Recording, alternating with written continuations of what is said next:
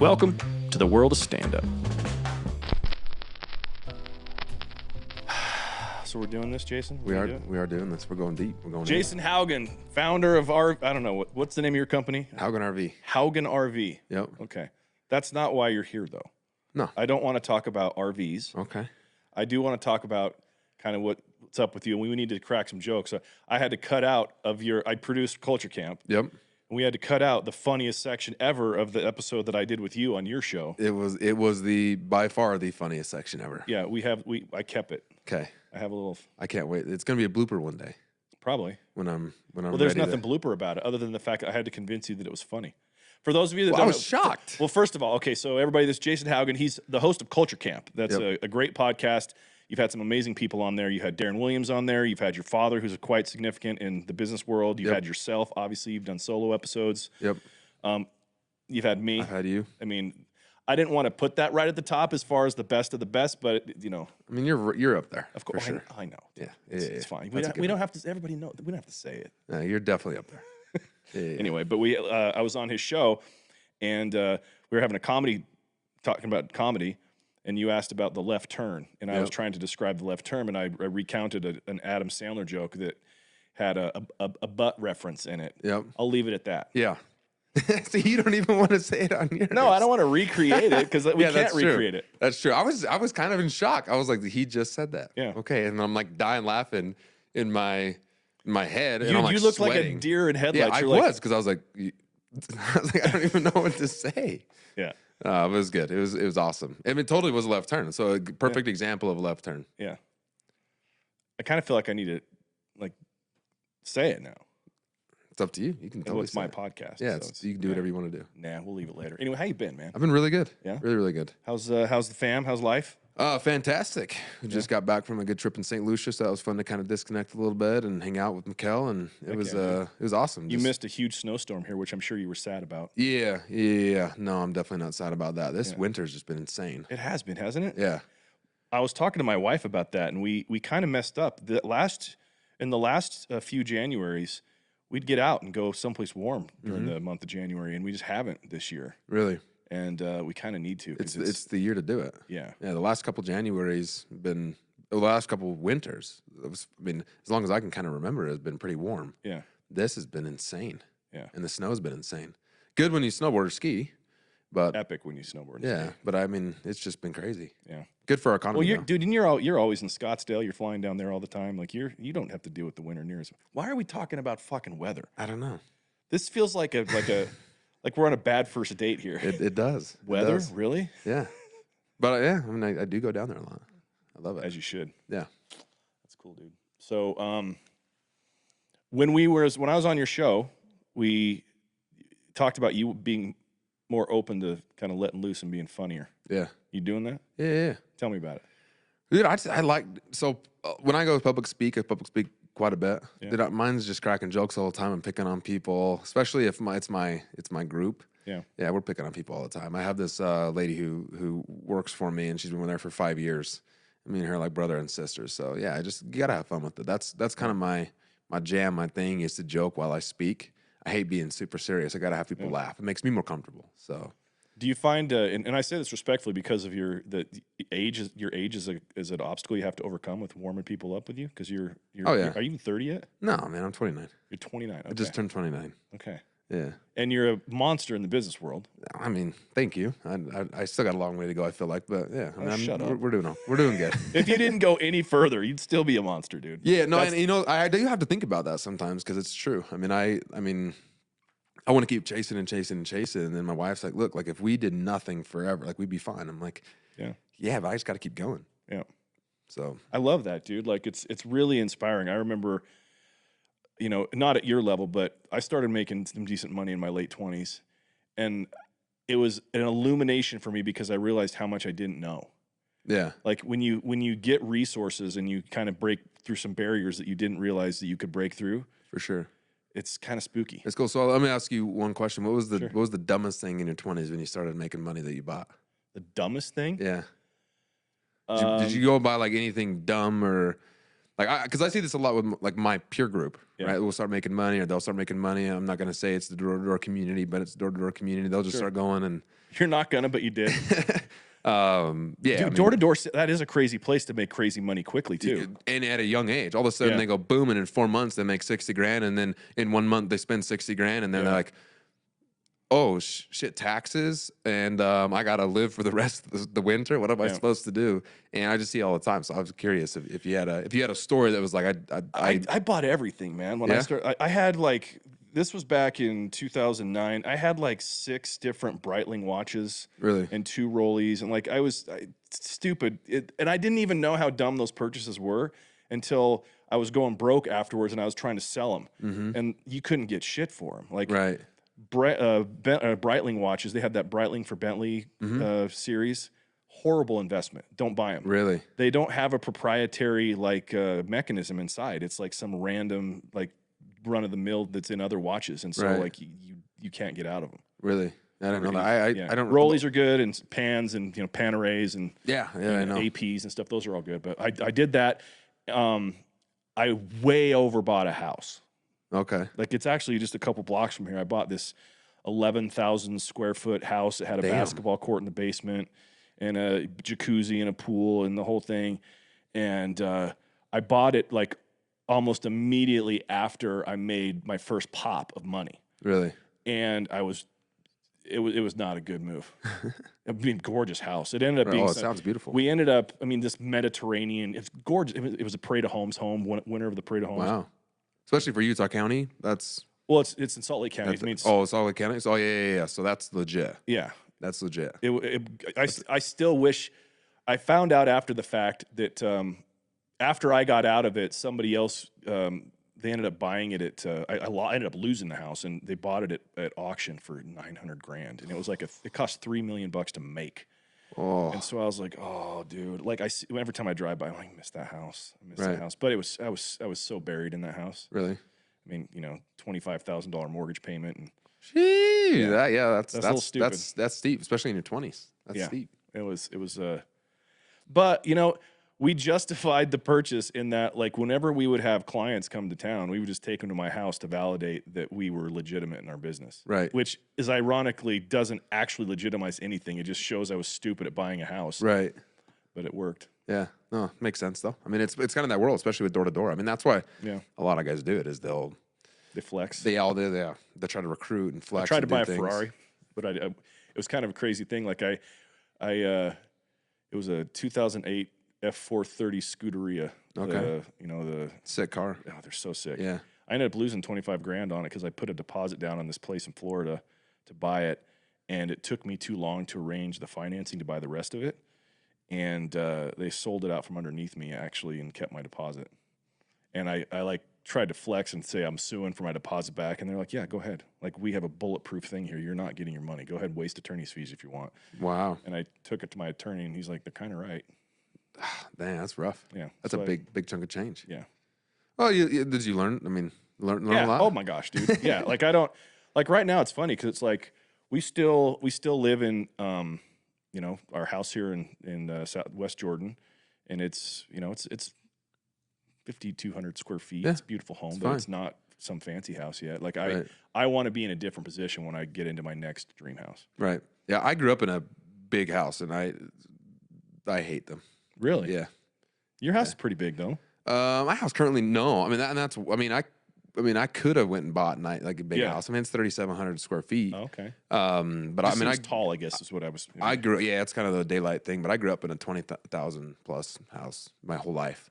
Really? Oh yeah, and with like 2.5 acres of grass, manicured everything. I mean, it was gorgeous. And watching my dad piss away hundreds and hundreds and hundreds of thousands of dollars a year on maintenance and different things, I'm like, yeah, I'm cool on that. Interesting. I don't want to. And they're never home. My mom and dad were on the road 300 days a year. So I'm like, what do you have this house for? We just partied in it the whole time. We had a basketball court in the basement too that we turned into like a big dance floor with fog machines and freaking have a good time. And so you were that kid, huh? We had a. I heard Jason's parents are out of town. Are we having a party? Hell yeah, we were that. We had a little designated smush room back in the day that had everything. There it is. And it was the Hope my mom doesn't listen to this podcast. But it was, I hope this is okay to talk about. But it was like we had the little boxes of Trojans there we'd put in the side, and then people just rolling in and out of there during the parties and stuff. It was a good time. Oh my God, dude, that's hilarious. Yeah, because even my mom and dad were home. The house was so big. There was different 20,000 square feet. Yeah. That's huge, and it was super long and skinny. So you imagine this very long house. I mean, it was. Where was this house? Up in like South Ogden area. Okay. Between the kitchen and the garage was 100 yards. So the hallway, or maybe 8. I mean, it was so freaking long. Like, and so you couldn't hear anything. Like if we were going crazy and bumping in the basketball court, that my mom and dad would never know what's going on. I mean, we would have 30, 40 people over. They would never even know anybody was over. That's awesome. Actually, oh, it was epic for sure. Wow. What did your dad do? He actually was a distributor in AmWay.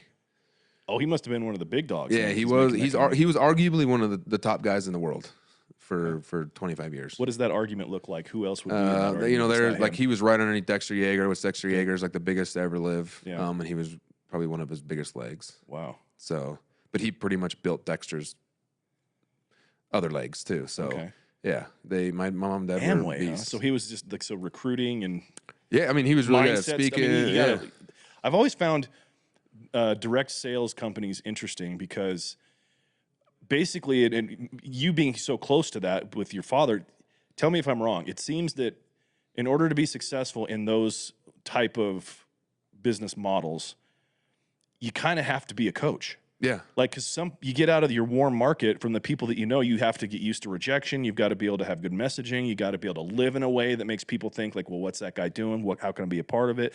There's all of these different factors that are sometimes unspoken factors to be able to be successful at it. Yeah, and that's why a handful are, right? Right. And my mom and dad were probably one of the best motivational speakers in the country at the time. Like they helped build up Robert Kiyosaki. They helped build up all these guys that we know now. I mean, they were kind of like the OGs back in the day. And I mean, we were with presidents. We were with. I mean, they were the people. I mean, if there was social media back in the day, they would be like, you know, the Ed Milet's and different people. So you're fucking Rob Kardashian, is what you are, dude. I mean, well, but no one knows, right? Because they were not. I mean, they had a couple lawsuits that were national news. I mean, Fox, MSNBC. I mean, there was 100 reporters outside the courtrooms and covered their lawsuits because it was my mom and dad getting in the lawsuits. And so I mean, they're big time, relatively big time and famous back in the day, but it was, you know, the 80s. My dad got an AmWay in 1982 and then, you know, left in 2008. And so that, I mean, back then social media wasn't really a thing. Facebook wasn't really a thing. Like how they listened to their audio or like their talks was on tapes. Yep, I remember that. And so that, I mean, that was their jam. So like within their own right, if you knew them, you knew them. And most people in Utah kind of knew who they were. Yeah. But I'll go scan my freaking Delta ticket at the thing, and they like look up and they're like, "Are you Randy and Valerie's son?" I'm like, "Yeah, leave me alone. Like, let me walk down the thing." But people hit me up all the time about that. Is that why you fly private now? Is because you of the Delta? No, I fly private for a lot of other reasons. But I can't handle the heat from mom and dad. Well, and that's them. They used to. We could not fly. We could not go in a commercial airport. They were that famous. Oh yeah, we couldn't go grocery shopping. We couldn't anything. How have I not heard about your dad? Like, this is a crazy. I'm wondering in my mind. I'm connecting dots here because my family in the 80s lived in the state of Wyoming. We were in a small town called Glen Rock, which was we lived in a town called Douglas and then a town called Glen Rock, and both of these towns were outside of Casper, Wyoming. Okay. And my dad got into AmWay. I guarantee it was my dad's group. Really? Yeah, I guarantee it. Well, see, this is the funny thing is because my dad had those tapes and stuff, and he would listen to that. And I remember one time, like, I had AmWay shoes and shit they would buy, and my mom would come in with, like, the catalog and be like, what do you want, sweetie? It was like this thing of, like, we're going to be super rich. Dad's drawing circles and the whole thing. And I wonder if my dad ever met your dad or if there was any crossover with that. I mean, I don't know if your dad's still around, but, like, if you... Yeah, they would know. Okay. They guarantee they would know. Well, they didn't. My dad, they didn't do anything. No, it doesn't. I guarantee that like all those tapes that they had were Randy and Valerie Haugen. I mean, they would sell hundreds of thousands of them a month. I'm gonna ask my mom if she knows those names. Yeah, I bet because they had a big group over there. But yeah, it was crazy. Like what was it like? So your parents were like loaded. I mean. They were. I mean, they never really showed us. I'm just wondering, right? like, because you seem, and respectfully, you seem really down to earth. You don't Well, seem like a rich kid. Well, they were rich. We weren't. I mean, they would tell us that, but like, look, we're rich. You're not. We're flying private on our jet. You're flying commercial on whatever you can do in the back. Really? Oh yeah. We're going to the airport in a limo. We're just gonna drive and park in long-term parking. Like we wouldn't, like they would stay in these massive like presidential suites at the Grand Wailea in Maui. We wouldn't stay with them. We would stay in a regular room. Always. Okay. They would fly down private jets in St. George, and we would drive to St. George and stay in the. I will never forget staying. There was one exit back in the day on St. George Boulevard in the Ambassador Inn, and it is still there. That's the place we would stay at. My mom and dad would stay in all these nice hotels, and then they had a $1 million back then. It was a $1 million motorhome coach, like a big tour bus. Yeah. And they would drive that just to stay at the arenas because they couldn't leave the arenas. If someone found out where they were staying in a hotel, there'd be 2,000 or 3,000 people in the lobby that trying to see them, and so they would just sneak out in the back and go sleep in their bus. Does your dad have like an Instagram following or anything? Zero Instagram, zero LinkedIn, If he zero got on Facebook, nothing. he could be back in that world if he wanted to. I mean, sure. he's 70 now and has zero desire. His whole How thing cool is that, in though? life He's is like, I don't care anymore. I want to be the richest person you've never heard of. That's his goal. Yeah. Oh yeah. Yeah. And is he still involved heavily in business and things, or is he retired? Yeah, he still has a lot of business stuff. Like I've heard like Bridge Investments or the Bridge Fund or Bridge. From like Bridger Pennington? No, yeah. So John, like he was, 20 years ago, my dad was involved that when it was called the Rock Fund, and it's kind of evolved. So yeah, he's done some cool things and big things. We owned Costa Vida, but a ton of restaurants, ton of Johnny Carino's, which is kind of like Olive Garden, big commercial developments. He used to be a home builder. Like he's done a little bit of everything. That's so great, dude. Yeah. But they were rich. We were broke as heck. Well, I was gonna say you don't come across like a rich kid. If I was just to meet him, like, oh, that's Jason. He's Yeah, just he's just normal. And because you've been around those people where you're like this. You know what I'm talking about when I say like a rich kid. Oh yeah, and it drives me nuts. Like we were. Everybody knew we were the wealthiest kids in the school. We drove the worst cars in the school. We got nothing. Once we were turning 16, we were broke off. Like you go get your own job. If basketball's not a job, so you have to figure out how to get a job around basketball practice. So save enough money through the week, maybe you can work Saturday and Sunday. Like do your thing. Yeah, work hard. That's how you. But it was cool to watch my mom and dad hustle because we learned. I say we because I got twin brother, and then older brother, older sister. You have a twin. Yeah. Is it like a No, we're fraternal. Okay. Yeah. But he works for our company, the RV company. So does my older brother. But yeah, so do you think you'll be that same way with your kids? Dude, I have had this debate so many times. I really don't know because I want to, and I think that it taught me so much. But I have busted my ass so hard to give my daughter and my wife and future kids a life that now I'm like, what do I do? Yeah. But I definitely think you can give them experiences and give them a great life without expectation and teach them like some good good values, good moral, good everything. Like my mom and dad did. I mean, we would sometimes fly on jets. Like they knew the DeVosses who owned, they owned the Orlando Magic and they owned AmWay. We'd fly on their big jets all the time. My mom and dad didn't have one that big. It was, like a 6-seater. But it was not an expectation for us. Like we were very grateful for everything that we did. My mom and dad are so grateful for everything. I mean, we got a lot. I mean, we would used to get like personal Christmas cards from the Bushes. That was not a White House thing. It was like a personal thing from the family. Wow. And my mom and dad, I just remember them being so grateful for everything that they did for us, and Reagan and all these guys that my dad was rubbing shoulders with and just being so grateful. So I think that's what is instilled in us as kids, is to be so grateful for everything that you have and don't take anything for granted. I love that. So I recognize that temptation. It's like I find myself in an interesting spot when I see kids in first class. Yeah. It bugs me. Yeah. I'm like, why? Right. Why does that punk kid need to be in first class? Right. Because of their dad, because of their mom. And I get that there's a blend there where it's like you got to give your kids. There's a reason to. They're my kids. Like they get to be where I'm at. Right. That's one attitude that people have and one way of living it, and I like that. Blessing your kids that way and having them have access to the spoils of your wins. I like that. Right. But I don't at the same time. Yeah. It's like you've got to instill an ethic in there where they got to know that you got to earn it. Yeah. Like one time, I mean, we've flown first class a couple times with my daughter, but it's one of those times they get upgraded, and I'm like, oh, sure, like, whatever. But dude, again, I don't care for the sake of, like, it's your money. Buy what you want to buy with that. But I agree. Like, you got to earn, like, everything is, and that's what was cool about my mom and, like, watching them is everything they did was earned. I mean, being on the road 300 days a year for basically my whole life, my sister's life, my brother's life, like that's a lot of sacrifice, right? So we saw them hustle. I mean, you have to get what you want, you have to have hard things, or you have to do hard things. Yeah. Funny, one time we were flying to Cancun, or Puerto Vallarta. I will never forget this. So we're flying to Puerto Vallarta. It's my mom and dad and me and my twin brother, and we're going to Puerto Vallarta. And the lady, my dad was a multi-million miler on Delta, even with their own plane back in the day. He's flown so much.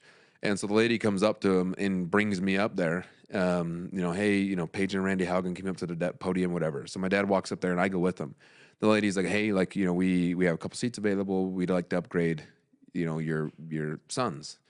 And my dad looked at her and was like, why the heck would you do that? And the lady was like shocked. Then he's like, what did they do to deserve my status that I worked so hard for? They did nothing to do that. The lady was like, just stood there. She's like, who are you? Yeah, like, what the hell's going on? My dad's like, no, I don't want them upgraded. Put them in the back. If you have any seats in the back, put them more in the back. So, okay. Like, I'm sure she's never heard that before, right? Because you're like most people nudging your dad. What the hell, but bro? But I was like, I'm just grateful to go on this trip. Like, I was grateful to spend time with mom and dad. So whatever they could take us to, like if they would, it was cool because like I can tell you how many times I went to the Grand YLA in Maui, which that sounds awesome. It's a Waldorf Astoria. I've probably been there 10, 15 times. I've been there one time that I can remember seeing my mom and dad at the actual resort.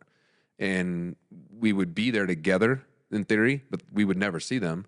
We would go in vacation, whatever, with a babysitter, a nanny, whoever, and then we'd leave. We would never see them.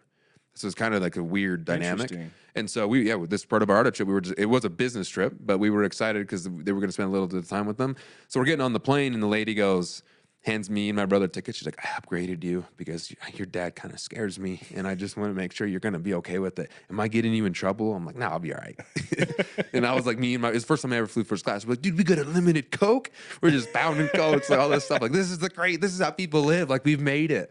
And I think like now, like I have a big drive because like, it's not like we got that taken away from us, but like now I have a big drive of like, I just like experiences like that. It keeps me motivated. And I like to give my daughter a little bit of taste, but I mean, we took my daughter on my plane and she was like, oh, like run out of the car. And I'm thinking like proud father moment that I could take my family is when 2 years ago, Pac-12 championship in Vegas for the University of Utah. Yeah. She gets out and she's like, oh, look at daddy's little plane and such a little baby. And I was like, okay, get back in the car. We're going back over there. Like, I was like, damn, he just totally freaking messed me up. My whole dreams and calls my plane a little baby plane, but it's okay. I love that too. My daughter had this experience at school. It actually made me feel good. She asks me, she goes, Dad, what is it? She goes, Dad, what does it mean to be successful? And I go, I just instinctively go, why are you asking me? And she goes, she's doing this report and she needed to ask somebody successful what the definition of successful was. She's like, well, you're successful, right? And it shocked me. I'm like, yeah, I am actually. Yeah. And then, so the answer that I gave was success to me means being able to do what you want, when you want, with who you want, how you want. Right.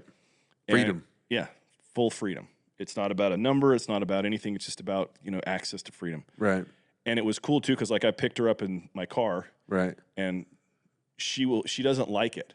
She's really? Like, because people see her get out of my Ferrari and then they come talk to her. Dude, she's had randos ask her for money. What? Can I have some money? You're rich. And she's like, I'm not rich. That's not your dad. So that's not me. Like she's already had that conversation and she hates it. Yeah. Well, I mean, dude, we would get used so much for our house, used and abused by people. Oh, I'm sure, and that's why when I growing up, I think out of high school, when I found out, okay, these people aren't really my friends because now we don't really see each other regularly. Like, screw them. And getting used and abused, and it made me like hate people, like legitimately hate people. And it took me a little bit to get over it because I'm like, why would you like me? Like when I see like wealthy people or quote unquote celebrities or athletes, I absolutely want nothing from you. Like people are always like, what can I do for you? I'm like, unless you know anything about the RV business, I don't think there's much you can do for me. Like I don't see you in the business. I just want a friend. Like I want a genuine relationship. Yep. Now that doesn't mean we have to kick it every day. Like I'm not asking to be intrusive in your life, but just let's have a good relationship. Yeah. And they kind of like, oh, okay. They're not used to that, dude. Yeah. And I'm like, you can't give you can't give me anything unless you like want to give you a bunch of money to go buy more dealerships. But I'm like, I'm not, because I'm not in the norm industry. Like most people, Yeah. like real estate and broker, like this and that and the other. They're like, oh hey, I'm doing this development, or oh hey, I'm doing that, which I am getting into. But like I'm so used to the RV business, I'm like, unless you know something about a fifth Yeah. wheel, then you really can't do anything for me. I've noticed that too through comedy. I've been able to make friends with like some of the most famous comedians on the planet, and it's a weird dynamic because when things shift in those relationships when they get it that you're really not wanting anything from Right. them. Yeah. Because I've even had people like, oh, I'll post for you. Well, your demographics really, they're looking for trailers. Yeah. I mean, maybe, sure, if you want to do that, cool. But like, that's not really my point of like I want the, like, I never even have to put it on. Like, I don't care about social. I just want to be able to shake your hand and say, what's up? How's it going? Yeah. Like, and I got good relationships with a lot of these people because I want nothing from them. Yeah. And I'm always like trying to help and give value to them and say, hey, hey, I noticed you're down in Cabo. I got really good restaurant recommendations if you want them. I'm down there a lot. I'm down there way too much, but I'm down there a lot. I know some people that can, oh yeah, what's going on? Let them know. I mean, I don't know. Like, yeah, so just, it's crazy. But I grew up in that, man. Like, I grew up rubbing shoulders with a lot of these famous people. I remember sleeping next to George Foreman when he was completely broke. Really? Yeah, and just thought it was a big-ass dude sleeping on the couch next to us in our bus. And I'm like, whatever. And you just treat people like people and, see how you can serve them. Like, stop asking for stuff. Give people stuff. Well, they're just normal people. Like, For sure. athletes, comedians, celebrities, even influencers, like they're just normal people. yeah, When you and- get around people that have a lot of spotlight on them, you forget sometimes that they aren't the spectacle that you're seeing on the other side of your screen or your TV or whatever. Right. And most people are broken, right? Like, Yeah, right? If you think about like yourself, most people are like kind of fucked up. Like, Yeah. if you really think about it, especially being in that limelight, like I saw it at a very small, non-social media realm in my life about how it was like miserable, not even being nervous to go to the grocery store, being nervous to go to the gas station. Like we had our bus, we would get it repainted all the time because people would recognize the paint job and follow us around. And so it got a little creepy, dude. yeah, super creepy. People would stand outside of our gate and take pictures of us playing in the yard. And it's like, this is weird. People are just weird. And so like I totally respect that. Now, nothing compared to what social media has the power to do today. Yeah. But I mean, To get canceled back then, you actually had to do something. yeah, bad. you had to do something bad, and then it was like it only made maybe a regional news or like maybe national, but that would be hard because how would national even find out about it?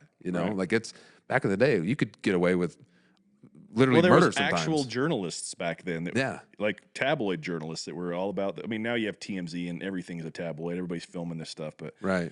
yeah, dude, it's a different. It's a Yeah, different then you world actually now. like the TMZ actually had to be there at the right time and go Yeah. try to find some fucked up shit. Now it's just like, oh, just posted on Instagram. Hey man, can I pay you $1,000 for this Instagram post? Like use the video. Oh yeah, now it's freaking lazy journalism. Dude, have you seen that movie Nightcrawler Yeah, with yeah, Jake with Gyllenhaal? Jake That's Gyllenhaal. a crazy That's show, dude. Nuts, man.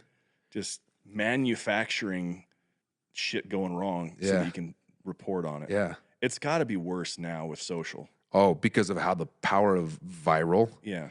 Back, when it was just TMZ, you only could do so much, and if you only watch TMZ, that's the only time you ever saw anything, Right. or maybe a little MTV. But yeah, now it can go viral in 2 seconds. So yeah, like I always think about when things happen of how much is manufactured or how much is the truth or not the truth, or like it's just a scene, because now everybody involved is famous. If it's a good or bad or whatever happened, now everybody involved is famous because it went viral, and and that's all. Like it's sad. That's all people look for is value. Is I'm going to go viral, followers, and this and that.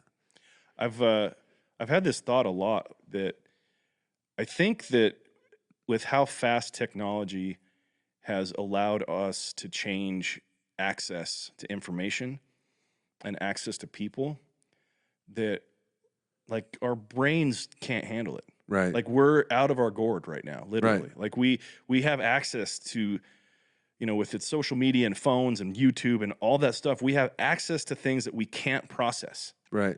But we're trying to, and that's why you have so much issue with depression with kids, and you have issue with identity, and you have all this gender stuff that's just Right. all over the place. It's just you have young, very impressionable minds, and then there's legitimate like evil influences out there that are trying to control. Right. And here we are. Yeah, we see too much. Like there's just Yeah. like, anything good or bad. Like we see too much. Like if some You know, like I don't know how you feel, but like I'm like some shootings or some stuff like that. Like it's so Yeah. it's almost glorified on social media, and everybody's sharing like the raw video of stuff. And I'm like, if my daughter was scrolling through Instagram and saw that, like I'd be mortified. Dude, I remember as a kid, like, do you remember that show Hannibal that was like a Yeah, sequel to Silence of the Lambs? Okay. yeah. There's a scene in that where like he had cut the bone of the scalp off, and he's like eating a dude's brain out Yeah. the top. I remember I threw up. I Really? saw that in a movie theater, and I was like, it was so shocking to my Dude, system. it's normal now. Dude, That's scary. My family jokes that I should have been a doctor because I have zero issue with blood now. Like I can see the most grotesque in real time injuries, whatever, and I'm like, yeah, Right. whatever. Like it Yeah. doesn't even phase me anymore. Yeah. Dude, it's scary because it's all we see on social media. Video games, social Desensitization media is real. It's so real. And I think that that's like a problem with the world right now is that it's like death or like murder or anything. It's oh hey, like we grew up playing all these video games. We grew up seeing it all over social media. We grew up people being glorified to do it. Yeah. You know, whether and now they're famous, and so now you have a lot of stupid kids doing stupid things to get famous. Yeah. And okay, cool, sounds good. The more shocking, the better. Yeah.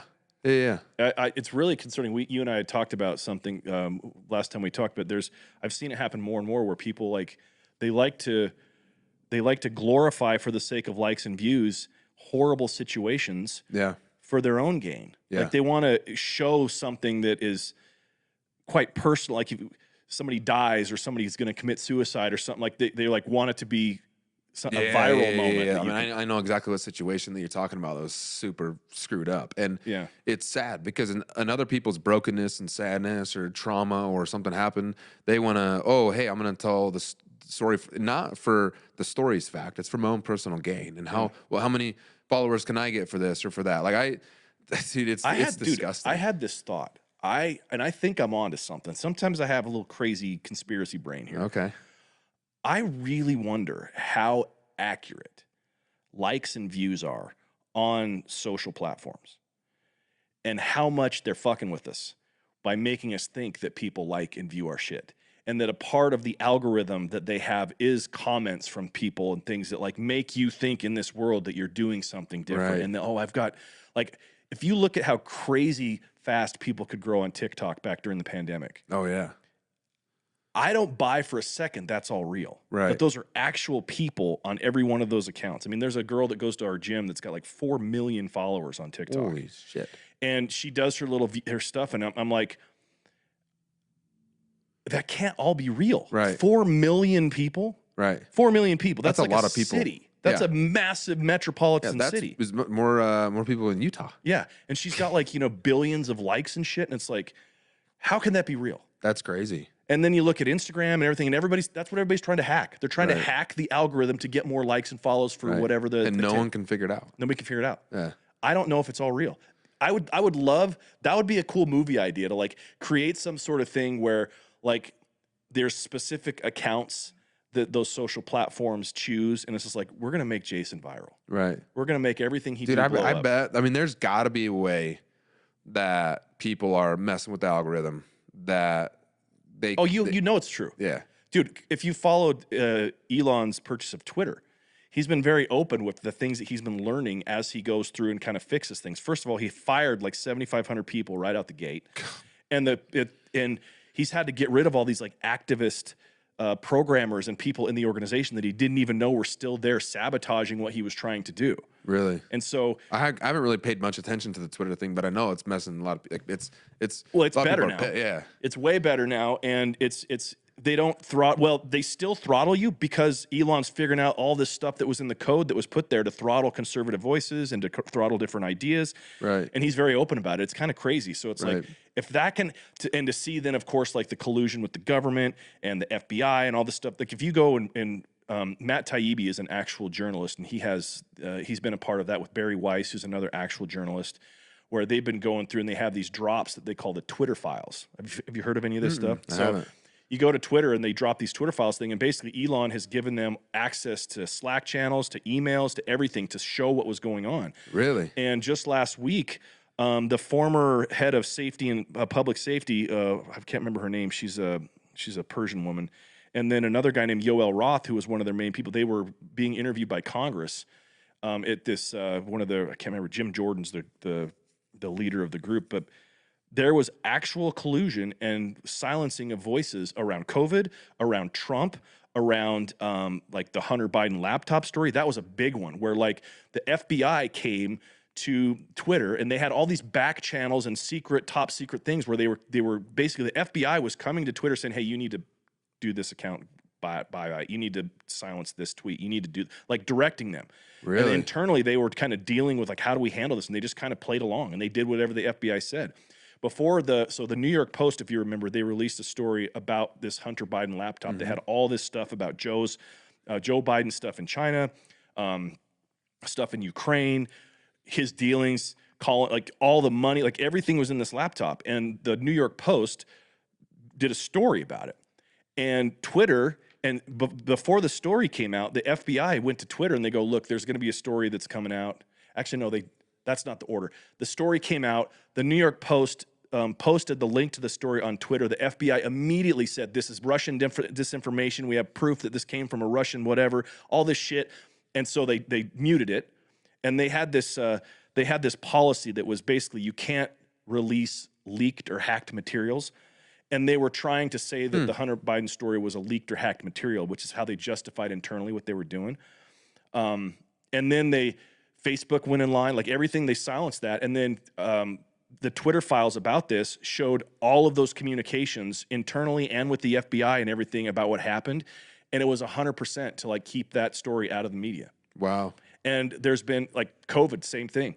Like they silenced two doctors, Robert Malone and Peter McCullough. They like blocked their accounts.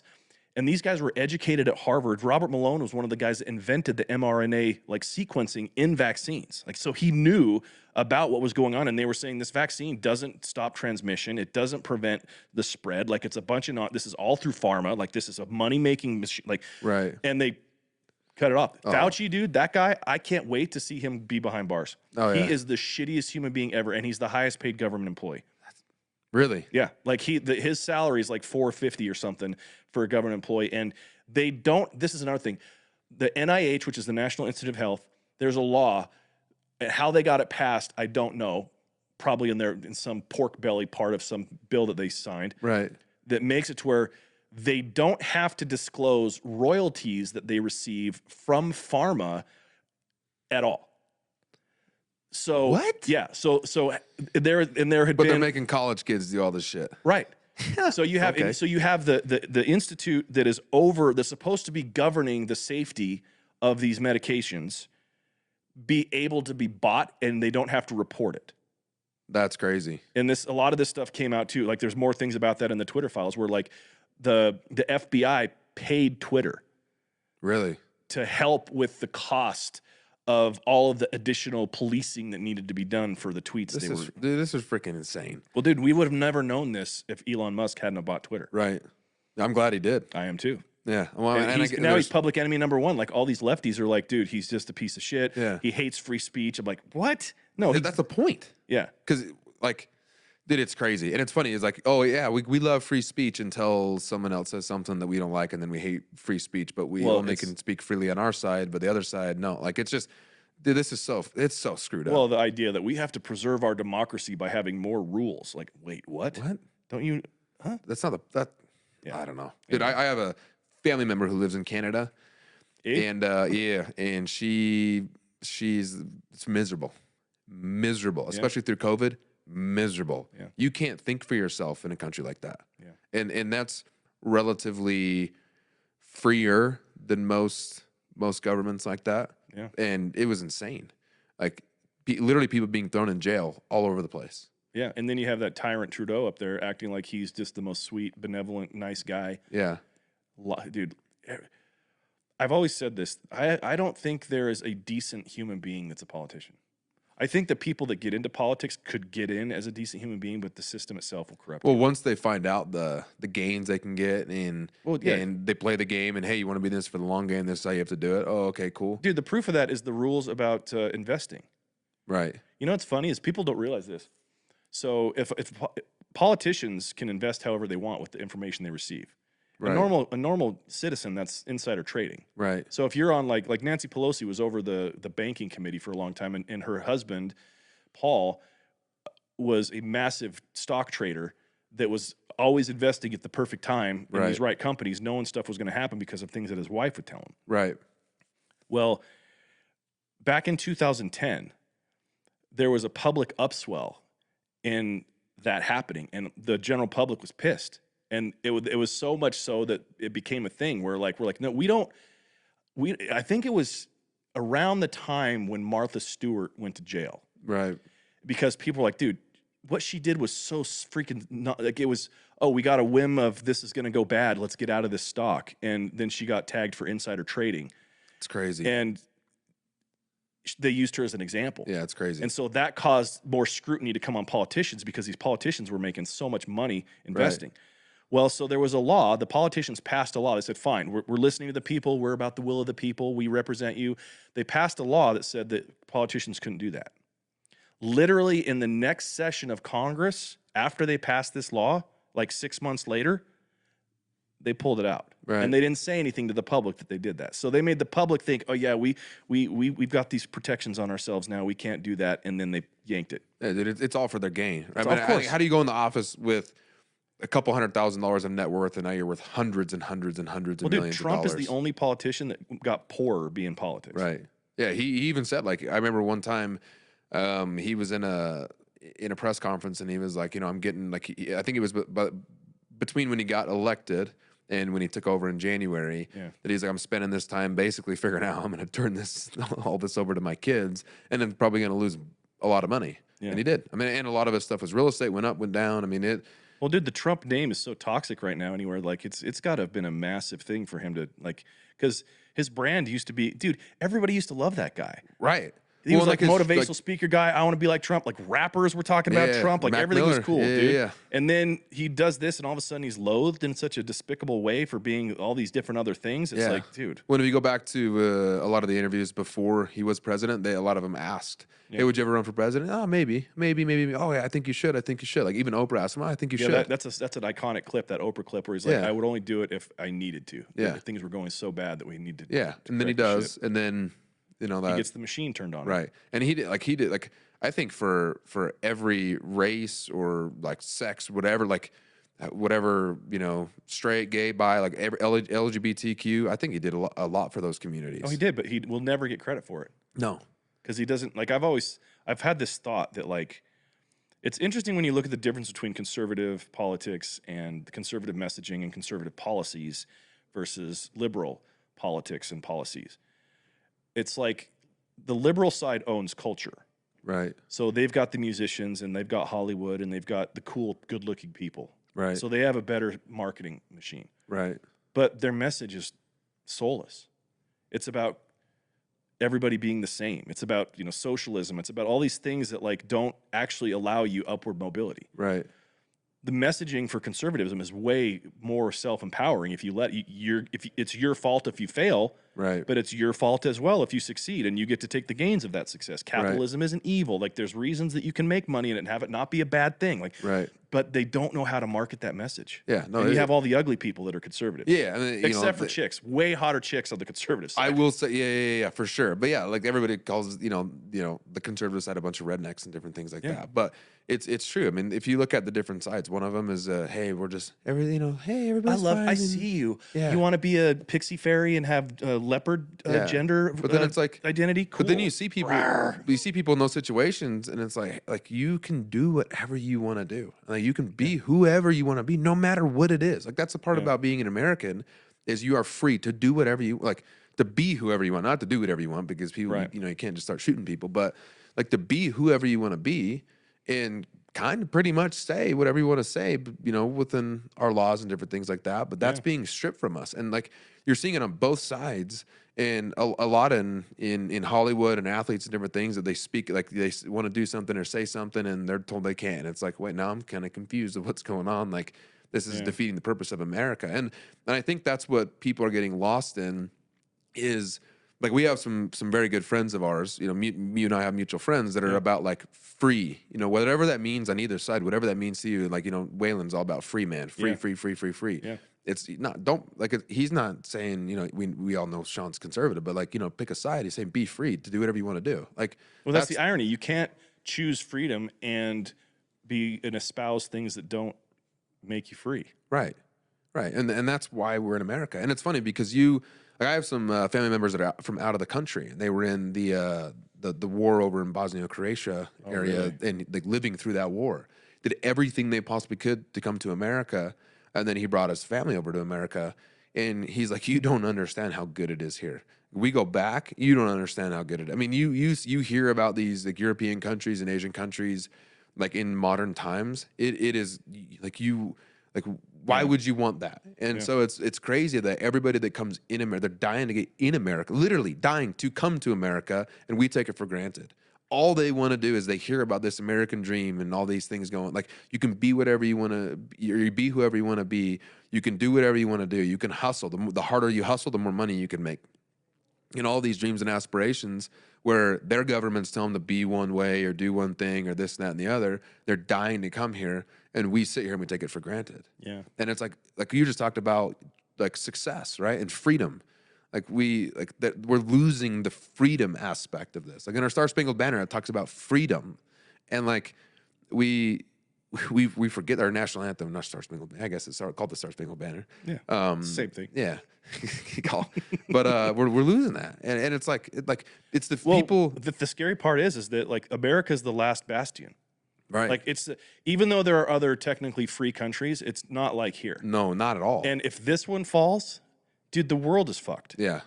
Like we kind of keep the a little bit of that nucleus in the entire world of okay, like what is America gonna do? How are we gonna react to different things? What are they gonna do?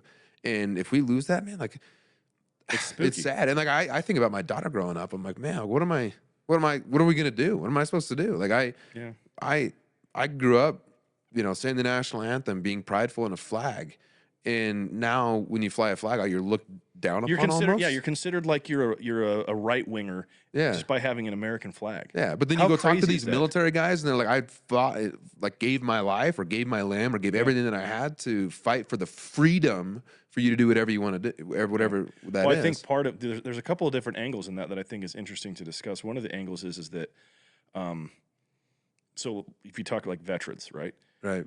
I remember watching one of Rogan's podcasts, and he was talking about how a lot of the attack on America coming from within, and you know, saying we're systemically this, and we're all basically trying to remove any sort of benevolence or goodness from what we are. Right. Oh, you stole this land from the Indians. They're like basically having every pivotal thing that has made America possible be something that is bad. Right. And that we're bad at our core, and that capitalism is bad. Everything that makes America great is considered bad. And Joe was saying that he's like, well, look, this is going to be a problem because you have this collection of people that have been highly trained by the United States government, that have fought for this country, that know how shitty it is in other places. Right. And you're going to poke the bear. Right. These guys know how to fight. They know they're trained, they're armed. Like, right. Keep yapping. Like, which side is going to win that one? Right. You know? And all this, you go to places like Twitter and other social media when they talk about the civil war that's coming. And I laugh. I'm like, that's going to be a 5-minute war. Right. If it's an actual physical war, like the blue hair that can't decide which bathroom to use is going to beat the veteran that killed 20 Afghanis. Right. Like, really? Yeah. No, it's crazy. And like, it's sad because I do a lot with the military. And it's hard for me to like look at them, and they're saying like, why did we even go to war? Like, what were we fighting Well, that's for? the other part of it. It's like it's starting to come out more that a lot of these things that brought us into war weren't required. Right. That they were a politician's. It's all a gain, right? Well, the war industrial complex is real in that there is an entire industry that makes billions upon billions of dollars profiting off of war. Well, what is that movie? Is it War Dogs? War Dogs, yeah. Yeah, where they do the arms dealing. Dude, it's so true. Yeah. And like, then you find out, or at least I can't remember, I was reading a story about how many politicians were tied to the arms race and all of these like big like military suppliers and Boeing and everybody that was making all of these aircraft for dude, the vice president when Bush Jr. was president, Cheney, He came off of to become a politician. He was at Halliburton as one of the main guys, and then all of a sudden, the war in Iraq, Halliburton's the main contractor that's building the pipelines for oil, and Right. Yeah, it's crazy. he's getting all that cash. Right. Oh, it did billions. Billions. Like maybe more than that. I mean, we don't know. Yeah. I mean, we spent so much money over there in the last it's been since 2001, so 22 years. I wish that we had some temperance as Americans in that we could understand that two things can be the same. Two things can be true, not the same, but two things can be true. I wish as Americans that we had some like temperance understanding that two things can be true at the same time, meaning there can be dark parts of our past, but yet flawed men can do great things. Right.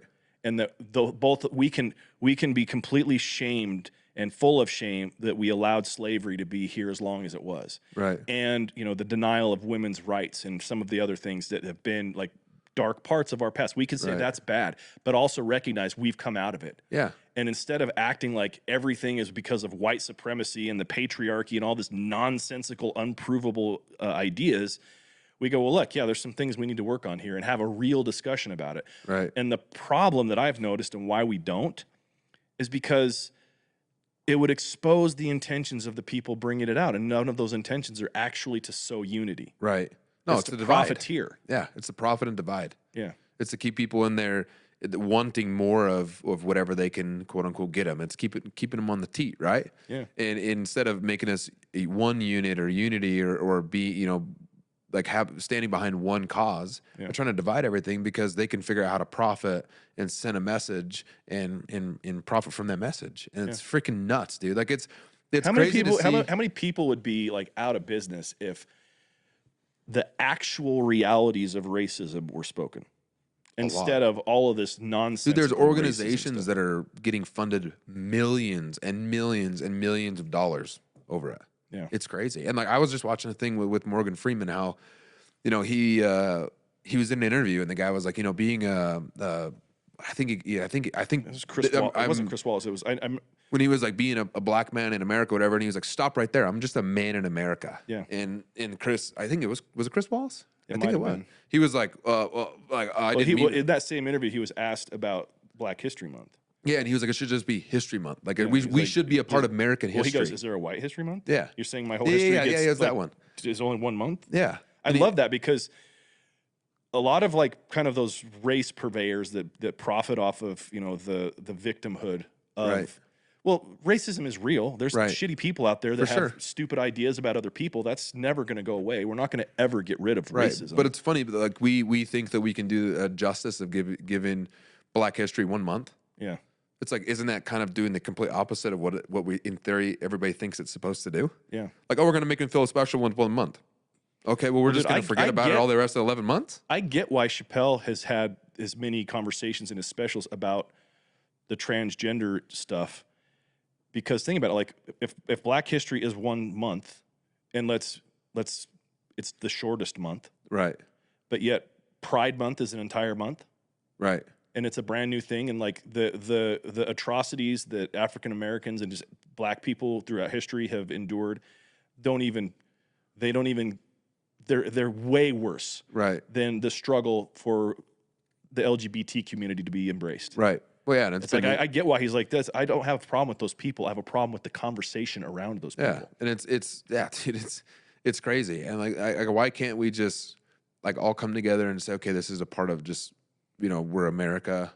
Everybody has the right to, you know, that's part of freedom. I think we are that way when you step away from your phone. Right. Yeah, and then we're just, you know, getting back to social media. It's social media that just, because you're constantly seeing it, and you know, now people are like, oh, you didn't repost that post, or you didn't do this, or you didn't do that. You're not, you don't support, or you don't do this, or you don't do that. It's like black square. Like, yeah, it's like the black square during like the whole. I'm like, guys, like, why can't we just like? I think that there's a part of that it's very difficult to hate up close. Right.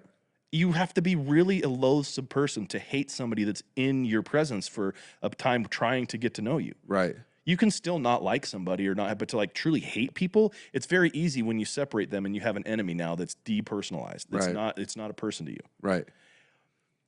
It's true. I think we're coming close to a tipping point where the upper, louder, people that are, you know, big tech and, you know, politicians and even some celebrity, we're getting to a point where their relevance is being seen as not as much as we think it is. Right. It's like that guy, like, I don't know, dude, it was hilarious.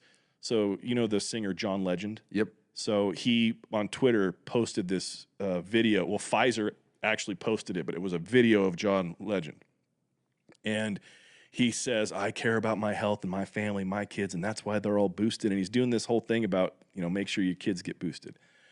Well, Pfizer had to go turn off comments on that tweet because they were getting filleted, dude. Really? It was like, this guy is irrelevant. Like, he doesn't know what he's talking about. Who believes this shit anyway? Like, just people were, it's like that's why there's such an issue. One of the reasons why people were mad that Elon bought Twitter is because before they just would throttle those comments. You would never know other people think that way. Right. You think I'm the only one that thinks this guy's an idiot for saying what he said. I guess I'm the weird one. Right. When everybody feels that way. And I Right. think that there's this kind of like the dam is breaking. Well, I personally think, this is just my opinion, I think there's more of thinking that that's wrong than we think. Because like you said, when we can't see the comments or we don't see any of that, it's like, oh, like I feel like I'm one person in a sea of this big sea. Yeah. When there's hundreds and hundreds of thousands of comments or millions of comments or millions of stuff out, it's like, oh, there's a lot of people. And is it a majority? Is it a minority? I don't really know, because a lot of that's silenced. Yeah. And I think that it's done on purpose because they know that the majority thinks, I think. Oh, for sure. Yeah. And that's the point, is that more people think that way than don't. Right. But yet there's this very strong message that's put out there through, you know, TV and movies and things where it's like, this is how you should think. Right. This is how the good people think. Right. This is what you know, and it's like, yeah, well, not really. And I think the people that are like, well, not really, are starting to look around and be like, oh, yeah, we're not the weird ones. Well, then I'm like, who are you to tell me what to do and how to think? Like Yeah. just because you're good at basketball or football or whatever, movie star, stop trying to tell me how to think. Like, you can say, stand up for what you believe in, sure, but stop trying to put it on other people and say that you're a bad person or degrade me because I don't think like you think. Yeah. And it's like, if you really want to stand up for your culture, stand up for that, how about you fight for a year's worth of, you know, quote unquote, Black History Year or American history, instead of you stand up and do all these rallies for 1 month and then 11 months later, you never say one thing about your history. Like, why? Like, why can't someone stand up and say, let's fight for like true freedom and true unity? But you're dividing your own self. And it's like, you know, I had a buddy, you know, really good friend of mine out here in Salt Lake City, put a billboard up because he founded whitepeoplemeet.com. Really? He got demanded to take it down.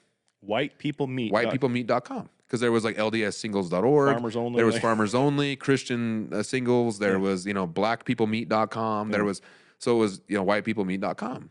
It was 2 billboards away from blackpeoplemeet.com. And he had to take it down. And they took out his website, got canceled, had to sell his company. He's a big company. He's a big dude. Wow. And I'm like, that doesn't make any sense to me. Like, now we're dividing. So now you're causing this like reaction of, now people want to fight back. And like, why can't we just all like. The irony of that is that things like that make it very easy to become racist. Right. Yeah, it can make you hate a culture. Yeah. Because it's like, why are you so against me? Like, I was just trying to, I'm an entrepreneur. I was doing exactly what you do. Exactly what you do. And now I'm the bad guy now? Right. Like that, yeah, I see that a lot. A lot of the nonsense that we see, I find myself like having bad thoughts about certain people. And I'm like, that's not the role. That's not the thing. Yeah.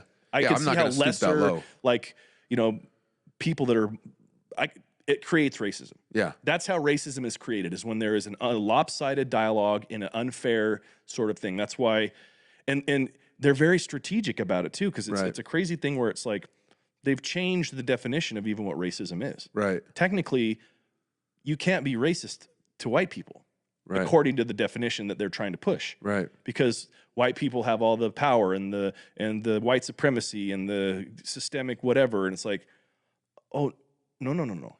You talk about like I remember watching this clip with Andrew Tate, and he was talking about women specifically, not race. Right. But she was like, this woman was like, men do this, men do this, men do this, men are bad, men are shit, men are this. And, you know, they have all the jobs, they have all the money, all this. And he's like, first of all, no, you're talking about a very small percentage of men. Right. That have money and power and this and this and this. Most guys are miserable. Most guys don't get laid. Most guys don't have women that like they don't make more money than women. Most guys like he's talking about like the exactness of men Right. is this, and you're saying all men are this, Right. and it's a very similar thing as far as racism. I think that like it gets again. I'm not black, so I don't deal with what they deal with when it comes to that. So there's certain parts of that experience I will never understand. Right. But I am observant. Right. And I can see what goes on. It's like I think a lot of things are being there's more there's more demand for racism than there is supply. Right. So they have to make things up to be Yeah. racist that aren't racist. Like at all. so I grew up in one, I think it's the most diverse school in the country. Like over 70 countries of kids went to our school. Really? High school. I went there my whole life. Okay. Little preschooler all the way graduated there. Okay. I remember many times in our own great state of our religious state of Utah getting Molotov cocktails thrown at us. In the crowd, a big pole with a little black doll with a noose swinging in the crowd, Confederate flags, Really? like everything in schools in Utah. Wow. And the names they would call us, you know, brother love. I'll say brother lovers, you know, like. Yeah. And like we would just laugh, and our coach would just preach love, like love these people, love. Well, they're clearly hurting. Yeah, and I'm like, he's like, they doesn't, and they were in rural towns, but then you know we go raise some hell. Like one was really bad one time at the state championship after we just lost, and it was like a brawl going on with everything.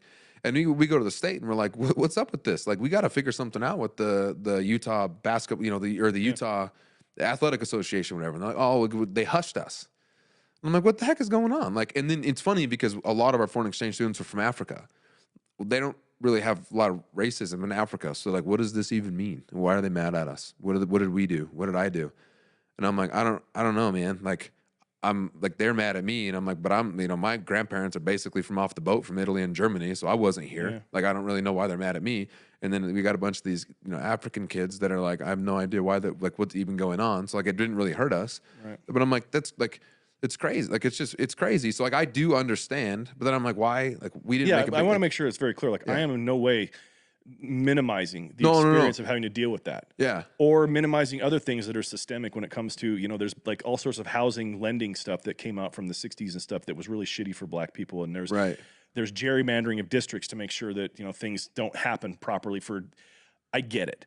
But at the same time, the way that I choose to look at this is like, okay, so let's work on focusing on, let's get that stuff changed. If we visibly see something that's not because of some person, but it's because of the system, because you can't change everybody. Right. You can change the system. And I think we've gotten to a place where there's no legal way to discriminate. Right. Okay, so that's good. Yeah. Now let's focus on developing better people, because that's going to be the issue. But also we have to give credit when things do change. Right.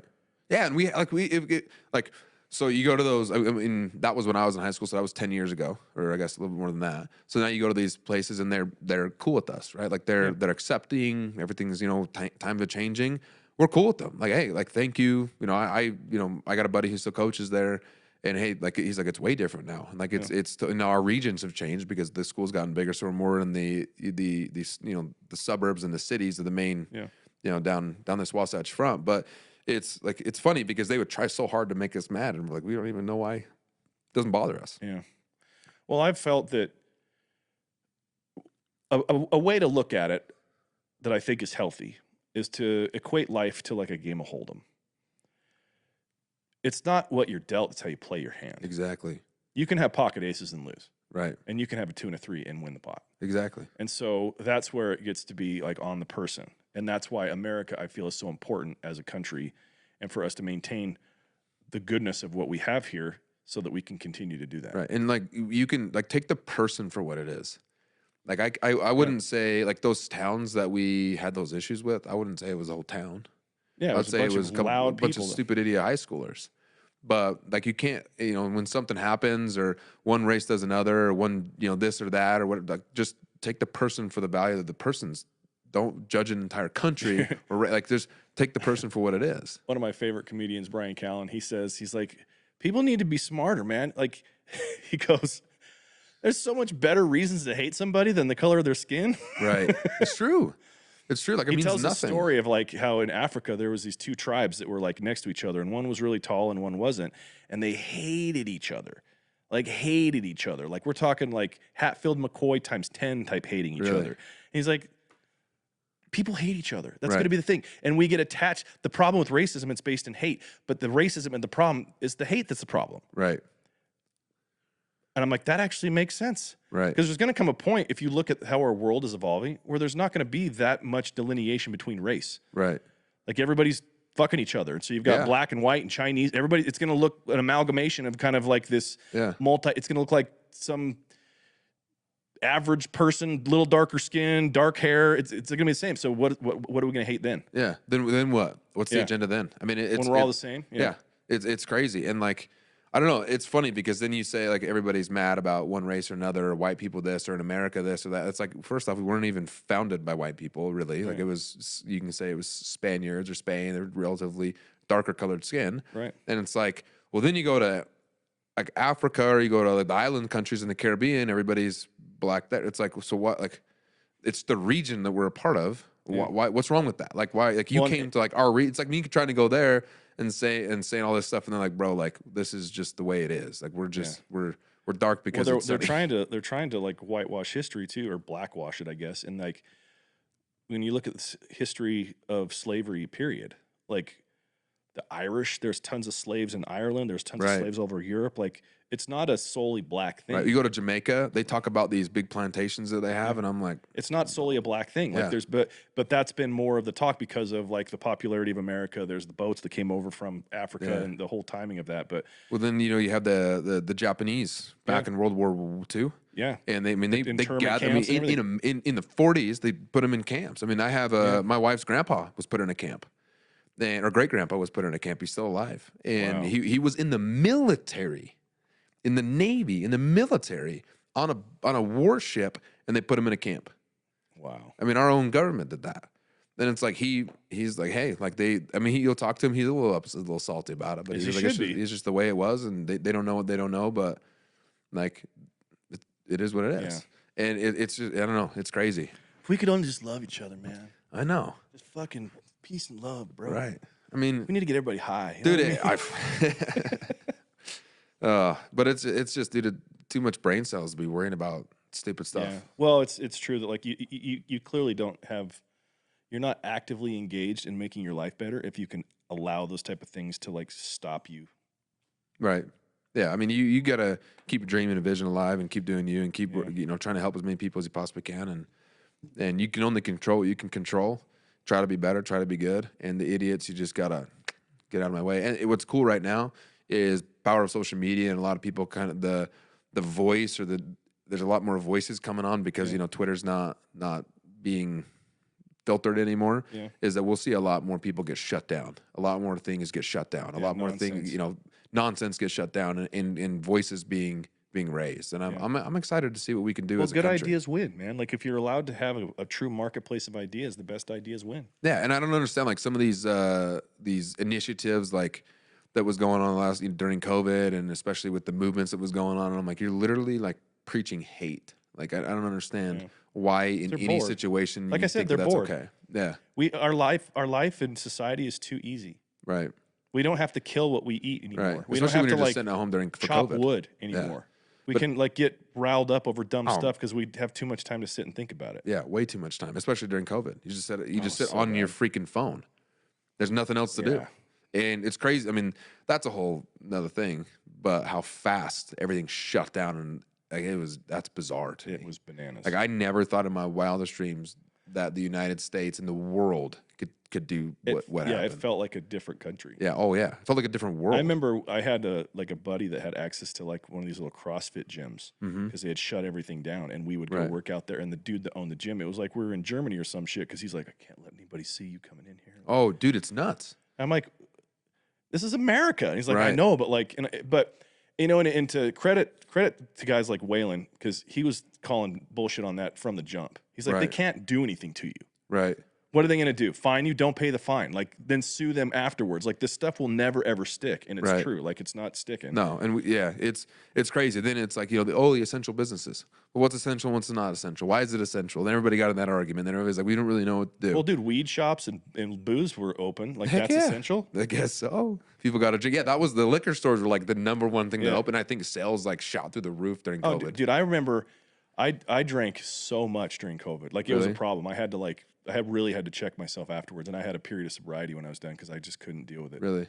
Because you're at home, and it used to be that you have a drink on a Friday night or whatever, and hang out and laugh, and then it's like, well, it's Monday, I ain't got nothing to do. Well, might as well. And then next thing you know, you're fucking drinking 6 days. You never leave your house. You never do anything.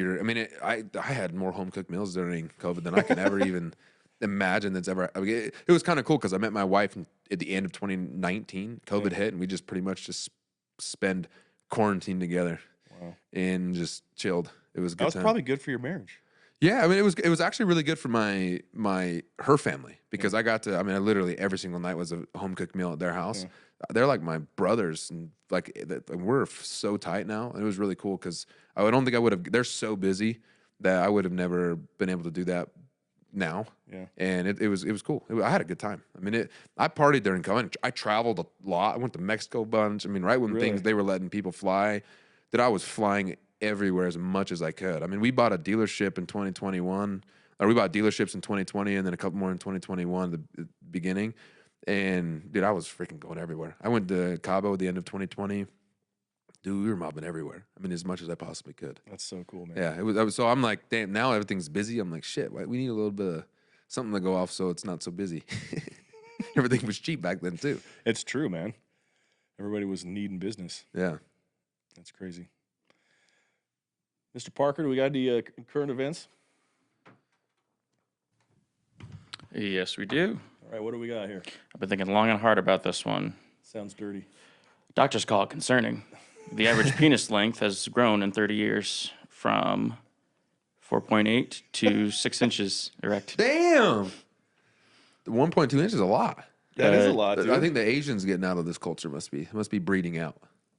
Well, like I said, everybody's breeding together. Yeah. And so, well, then I would say it's raising the average. I'm not gonna say. So what are the details? So this was a study that was done. Yeah, so it's analyzing 75 studies over 55,000 men from 1992 to 2021. Okay. And it's 24% growth over nearly 3 decades. Okay, when I hear shit like this, I think, so who was the guy that was like, you know what we need to do? We need to take these 75 studies and we need to see how much dick size is growing. We need to see what's going on. I wonder if it was a woman that just like met a dude. So that's good for me. So I'm saying so you said 3 decades. In another 30 years, I'm going to have 24% growth. Yeah. Well, baby, you know what's coming for you. Well, you've heard of reductionist math, right? It's basically the concept. The easiest way to describe it is that kind of like with water, it can heat up until it boils. Okay. But after boiling, it's different. So there's going to come a point where it's not going to get any better. Oh, damn. I was going to say, like by the time I'm 90, that's, I guess, 60 years from now. It doesn't keep growing, I don't think, does it? Dude, well, he's saying the studies. It says I know, 30. but that's saying that the average size. Men, the averge. Oh, yeah. So I guess that we're born It's not with. that dudes' dicks are getting bigger. Oh, damn it. I had some hope. Yeah. Well, you can still have hope. I mean, self-belief is a powerful thing. Yeah, I guess there's some plastic surgery and some things I could do. But they're saying binging junk food and being mostly sedentary is affecting that. So really? I was going to ask. Making it bigger? Yeah. Okay. So it actually grows, or men are having bigger ones? No, they're just analyzing all the different studies. So they're not like tracking 55,000 men over the 3 decades. They're just looking at 75 studies. A cock stand. Yeah, I was going to call my dad. Hey, we're doing a study. Can you have you been a part of this study for the last 30 years, Dad? Well, what's going on? Just curious about what's going on. Dude, I was going to ask if like human growth hormone, because I know there's a lot of human growth hormones in a lot of our food. I wonder if that has a factor to it. I bet it does. I remember when because I had it's a human growth hormone. I had lymphoma. For a bit. I had testicular cancer and lymphoma. Damn. And when I went in to get testosterone, the first clinic that I went to, they didn't want to give it to me because it needed to be stacked with HGH, human growth hormone, and for the changes to happen in my body. And basically, they were saying that human growth hormone makes your organs grow. Yeah. And it can make cancer grow. Yeah. So I went to a different doctor and got testosterone. But Yeah, I know HGH makes everything bigger. Like that's when yeah, you noses, ears, the whole when thing. you see a lot of these bodybuilders. But balls smaller, so that's Yeah, weird. yeah. It'll all shrink them. But yeah, when you go see these bodybuilders, they enlarge hearts, enlarge organ. I mean, everything's massive. I mean, Yeah. it's wild to see. This is a fun fact. So supposedly that's the length of your cock. Okay. The bottom of your thing to the tip of your thing. And it's at the base. So, you know. Okay. There you go, ladies. That's as big as my wife's Next foot. time you go on a date with a guy, shake his hand and Yeah. Damn. I was dating on the celebrity golf tournaments with one of the NFL guys. Yeah. Holy freaking, they like swallowed my hand up. yeah. Yeah. Now I know. The pelvis breakers. Yeah. Yeah. I'm like, I feel bad. I know their wives. I'm like, shit, I feel bad for your wives. I know, dude. I made that, dude. That's a funny thing is that if, like, after Shaquille O'Neal got divorced back in the 90s, the woman he dated immediately after that was like 4'11". Oh my gosh. Yeah, she's destroyed. I was like, dude, I'm like, she must have like a convertible pelvis or something. Like, how do you come? You don't come back from that. No, dude. you don't. No, you don't. Destroyed. She's like a Oh, lollipop, ouch. dude. Ouch. Just a fucking, Yeah. Spinning around in circles. yeah. All right, what else you got, man? Reminds me of a time in Thailand. That was epic. From Science News, we have psychedelics may improve mental health by getting inside nerve cells. So they're looking at a study where magic mushrooms, LSD, other things, including Like psychedelics? psychedelics. They are promoting growth of nerve cell branches that receive information. It's called dendrites. And they think that it's going to have effect on mood, lowered anxiety, and help with things about post-traumatic stress, depression, and chronic stress. I love that, dude. I actually know that's something that I know to be true. There's something about the compound. Have you ever done magic mushrooms? But so in the last like 90 days, I bet I've had 20 people ask me this and tell me the journeys they've been on and everything, and I'm like, Mother Earth is calling you, my friend. there's something. Something's meant to be with this, Dude, so the main compound that causes the trip in mushrooms is called psilocybin, right? and it's very close to in its formation, the compound itself, to DMT, which is dimethyltryptamine. DMT is actually released by your pineal gland it's like your third eye. When when people talk about when they have near-death experiences and there's like the light and that's because there's a release of DMT into your system, and it's very it's very hallucinogenic. Like you see shit, right? Really? But psilocybin itself does a lot of the same things. It just doesn't do it as fast as DMT. And psilocybin has been proven to regenerate damaged brain tissue. Really? So like they use it now, like you've heard people of talking about microdosing and using mushrooms as a medicine. Well, that's what it's doing. It actually, in the article he talked about dendrites. Like, so basically there's all these different pathways in your brain that how energy is communicated. Right. And if you've had issues with trauma, like concussions, or you've had really bad depression, or you've had any sort of things there, sexual trauma does it as well, like damaged stuff in your brain, it kind of has to go around those areas of the brain based off of like how the energy is transmitted. So, and all those darker, depression type of things are originally in your frontal left cortex, like so this part. Okay. And the way that it's described is it basically goes in and repaves the roads, Really? like in your mind. There was a period of time, this was 4 years ago or so, I took about 6 months of time and I tripped every other weekend and I would journal about it.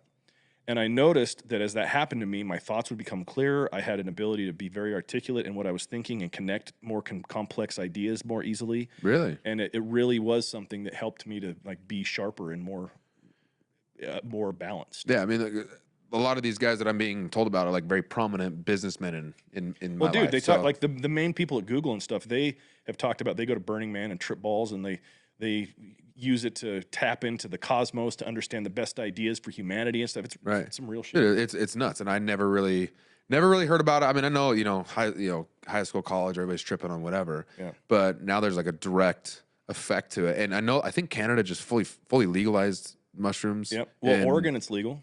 Mushrooms are legal. And so I've heard. So what I was told by one of my buddies is that it has to go like step 1, step 2, step 3. and to be federally legal, and then it has to go through another testing process back to step 3, and then it's approved by the FDA. Yep. And then mushrooms and I think LSD are on step 3 of finishing right now. So I don't know if it's going to be as well as MDMA. Yeah, that's what it was. Not LSD. It was MDMA and mushrooms or whatever it is. They're going to be medically. Yeah.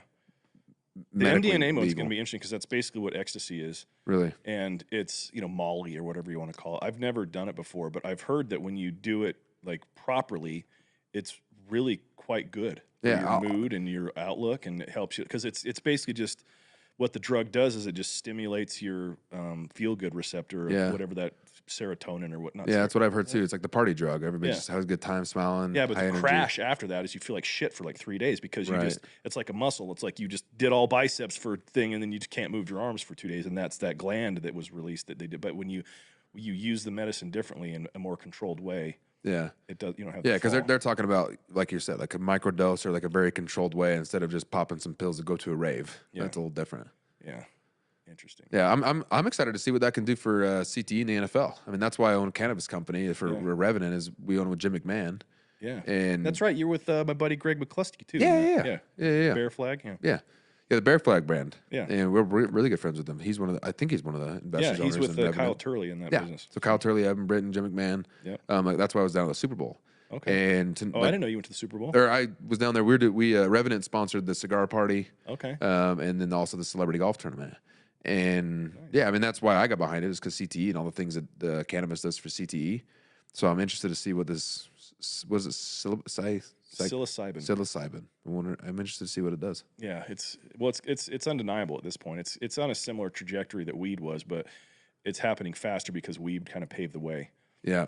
Well, and this is more. It's less like street recreational, wrapped about like.